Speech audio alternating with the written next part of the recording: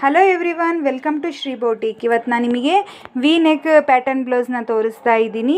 ತುಂಬ ಚೆನ್ನಾಗಿ ಬಂದಿದೆ ಈ ಬ್ಲೌಸು.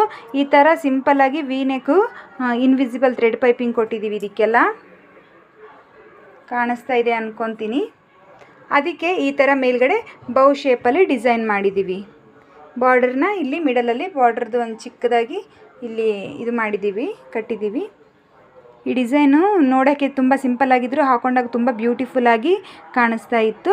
ಹಾಗೆ ಚಿಕ್ಕದಾಗಿ ಸ್ಲೀವ್ಸ್ನ ಕೊಟ್ಟಿದ್ದೀವಿ. ಅವರು ಎಲ್ಬೋ ಸ್ಲೀವ್ಸ್ ಬೇಡ ಅಂತ ಹೇಳಿದರು, ಸೊ ಶಾರ್ಟ್ ಸ್ಲೀವ್ಸ್ನೇ ಕೊಟ್ಟಿದ್ದೀವಿ.